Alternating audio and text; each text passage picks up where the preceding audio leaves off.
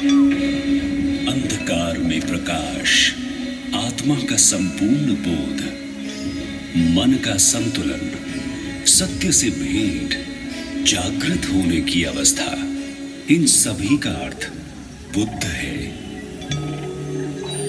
जो पूर्ण सत्य को जानते हैं और विश्व को उससे अवगत कराते हैं, वो बुद्ध है।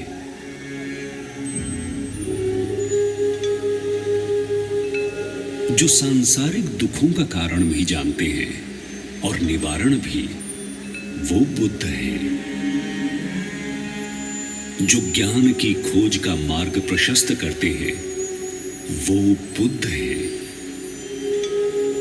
जो सबको संरक्षण देते हैं, वो बुद्ध है। जो आदि है, अनादि है, अनंत है, वो बुद्ध है।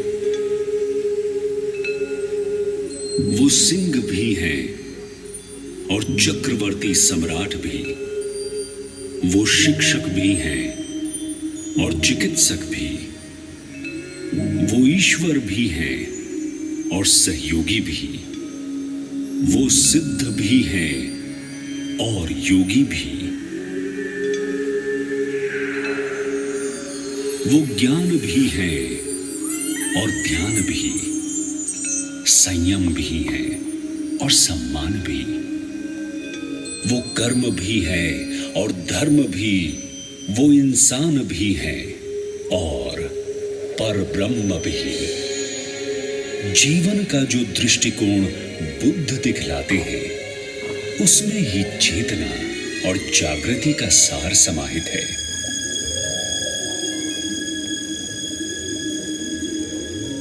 इस अनंत सोच का जन्म, जो आज विश्व में चहुं ओर उजागर है, जिस बालक के रूप में हुआ, उसके जन्म की कहानी भी उतनी ही रोचक है।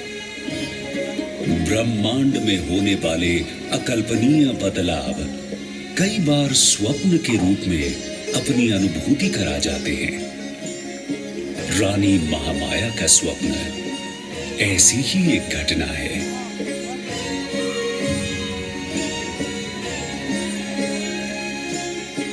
ये बात है आज से लगभग 2500 वर्ष पहले की। कपिलवस्तु नाम के एक समृद्ध राज्य पर महाराज शुद्धोधन का शासन था।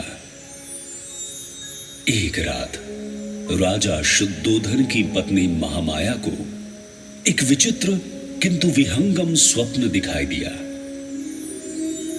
उन्होंने देखा कि 4 देवगण उन्हें उठाकर पर्वत श्रेष्ठ हिमालय पर ले जाते हैं और एक साल के पेड़ के नीचे एक सुसज्जित शैया पर उन्हें लेटा देते हैं। तभी उन देवगणों की पत्नियां आती हैं और महामाया को उसी पेड़ के पास मौजूद अनुतत नामक सरोवर में स्नान करवाती हैं। इसके बाद महामाया को दिव्य परिधान धारण करवाए जाते हैं। तरह तरह के इत्र उन पर छिड़के जाते हैं। दिव्य पुष्पों से उन्हें सजाया जाता है और फिर एक अद्भुत स्वर्ण शैया पर लिटा दिया जाता है। यह दृश्य इतना आकर्षक था, मानो तीनों लोग एक स्वर में किसी अत्यंत महत्वपूर्ण क्षण की गाथा सुना रहे हो। इन करतल ध्वनियों और अप्रतिम सौंदर्य से भरे वातावरण में एक श्वेत गजराज प्रकट होते हैं। 6 दांतों वाले ये गजराज अपनी सूंड में कमल पुष्प लेकर आगे बढ़ते हैं और महामाया के गर्भ में उनकी दाहिनी दिशा से प्रवेश करते हैं। तभी महामाया की निद्रा भंग होती है और अपने स्वप्न को लेकर वो अत्यंत विस्मित होती है। गजराज को आने वाले किसी बड़े उद्देश्य का संकेत मानकर वो महाराज शुद्धोधन को इस स्वप्न से अवगत कराती हैं। ये सुनकर महाराज शुद्धोधन विद्वान पंडितों और ज्योतिषियों के पास विमर्श के लिए जाते हैं। महाराज, आप अत्यंत भाग्यशाली हैं। देवताओं ने हमारी महारानी को इस युग के अति महत्वपूर्ण कार्य का निमित्त बनाया है। आज से कुछ समय पश्चात महारानी एक बालक को जन्म देंगी। महारानी के गर्भ से निकलने वाला बालक या तो चक्रवर्ती सम्राट बनेगा या कोई महाज्ञानी। अपने प्रसव काल से कुछ समय पहले महामाया ने राजा शुद्धोदन से मायके जाने की इच्छा व्यक्त की। वैशाखी पूर्णिमा के दिन महामाया ने पालकी से अपने जन्म स्थान देवदाह के लिए प्रस्थान किया। रास्ते में लुंबिनी का सुंदर वन आया, जहां उन्हें विश्राम करने की इच्छा हुई। इस वन में सुंदर वाटिकाएं थीं। पेड़ों पर पक्षी चहचहा रहे थे। वायु में पुष्पों की सुगंध फैली हुई थी और चारों ओर प्रकृति का सौंदर्य दिखाई पड़ता था। ऐसे मनमोहक वातावरण में महामाया के गर्भ से सिद्धार्थ ने जन्म लिया। एक प्रसिद्ध लोकोक्ति के अनुसार जन्म लेते ही उस बालक ने 7 कदम चले और उसके हर कदम पर एक कमल का पुष्प पृथ्वी से बाहर निकला। यही बालक सिद्धार्थ आगे चलकर गौतम बुद्ध कहलाए। जीवन के 21 वर्ष भोग, विलास और राजसी वैभव में व्यतीत करने के पश्चात आयु, रोग और मृत अवस्था का चक्र देखकर गौतम को जीवन की व्यर्थता का अनुभव हुआ। कामना और वेदना से परे जीवन की कुंजी उन्हें पुकार रही थी। ऐसी विचलित अवस्था में उन्होंने अपने पिता से कहा, संसार में जहां देखता हूं वहां दुख ही दुख भरा है। किसी को बुढ़ापा सता रहा है, कोई रोग से ग्रस्त है, किसी की मृत्यु हो रही है, कोई किसी दुख के समुद्र में डूब रहा है। सभी प्राणियों का जीवन दुखों और कष्टों से भरा हुआ है। इन महादुखों से मुक्त होने के लिए मैं सांसारिक सुखों का त्याग करूंगा। अर्धरात्रि को वो उठ खड़े हुए। उन्होंने अपने सारथी छन्ना से अपने प्यारे अश्व कंठक को लाने के लिए कहा और उसी समय वो राजमहल के साथ साथ अपनी स्त्री और पुत्र का त्याग करके जंगल की ओर प्रस्थान कर गए।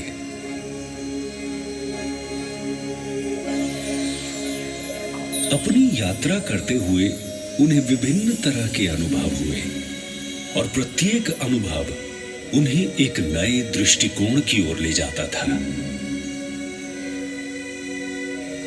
उन्होंने तपस्वी ब्राह्मणों के साथ वेदों और अन्य ग्रंथों का अध्ययन किया, घने जंगलों में घोर तपस्या की और विभिन्न सिद्धांतों के अनुयायी साधुओं के साथ कई तप किए, जिससे उनका शरीर अत्यंत दुर्बल हो गया।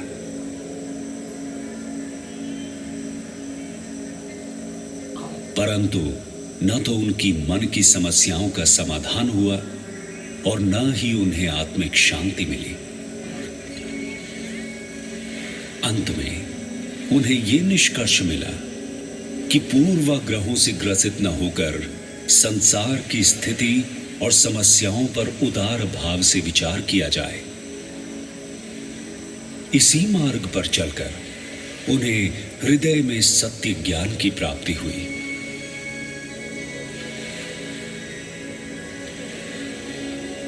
वर्तमान गया नगर में जिस बरगद के वृक्ष के नीचे उन्हें यह सत्य ज्ञान प्राप्त हुआ, उसे बोधि वृक्ष कहते हैं, जो बौद्ध मत के लोगों के लिए प्रधान तीर्थ स्थान माना जाता है।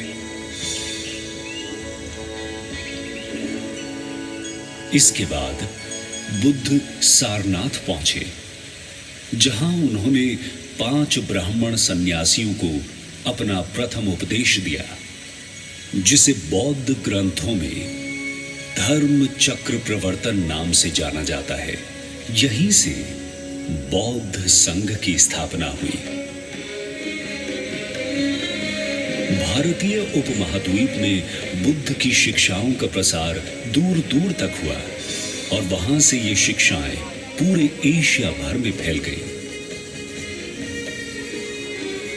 बौद्ध धर्म विश्व का ऐसा पहला धर्म है जो अपने जन्म स्थान से निकलकर पूरे विश्व में जन जन तक पहुंचा। आज विश्व भर में बौद्ध धर्म के करोड़ों अनुयायी बुद्ध के संदेश का अनुसरण करते हैं।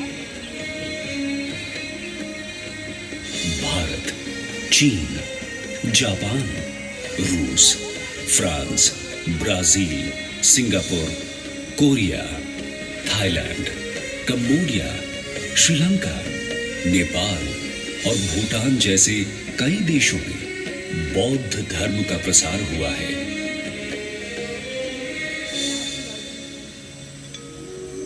बौद्ध धर्म केवल एक धर्म नहीं, अपितु एक जीवन दर्शन है।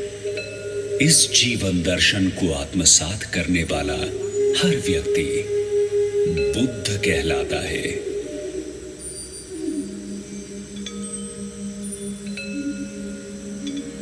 बुद्धं शरणं गच्छामि।